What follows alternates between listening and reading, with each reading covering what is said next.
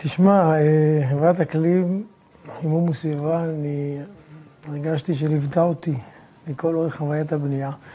ואני מודה להשם שנפלתי בידיים אמינות, מקצועיות, ובענף הבנייה זה לא פשוט. הנושא של אמינות זה לא מובן מאליו. והתפעלתי לראות חברה יוקרתית, מכובדת, רצינית, עם עובדים מקצועיים, עם שירות שלא ראיתי כדוגמתו באף חברה שעבדתי איתה, ועבדו איתי פה עשרות חברות ויזמים וקבלנים ונותני שירות.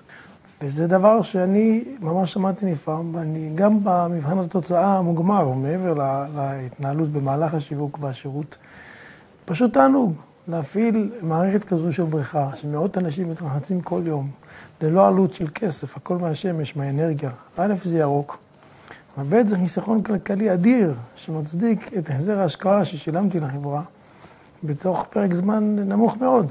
פשוט השמש עובדת בשבילי.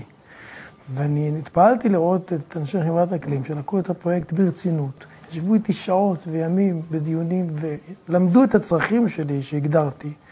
ועשו חישובים, והיה צורך לשתף מהנדסים מגרמניה, והם עשו את זה באמצעות שיחות ואימיילים. עד שקיבלו את המפרט המתאים ביותר לפרויקט הזה, ופרויקט נורא מורכב של בית עם בריכה משולב יחד, מערכות משותפות עם הפרדות ועם שילוב, עד הפרט האחרון. נושא נוסף שרציתי להדגיש פה, זה האיכות של העבודה. החברה משתמשת בציוד ובחומרים הכי טובים והכי יקרים שקיימים, לא מנסה לחסוך על הגב של הלקוח, וראיתי את זה כי אני הלכתי אחר כך לקנות בשביל ההמשך של הפרויקט שלי לנושאים אחרים מאותם חומרים, וראיתי את האיכות של החברות והיצרנים ואת רמת המחירים, ויש אלטרנטיבות זולות יותר בשוק, אבל הם לא משחקים על הלקוח.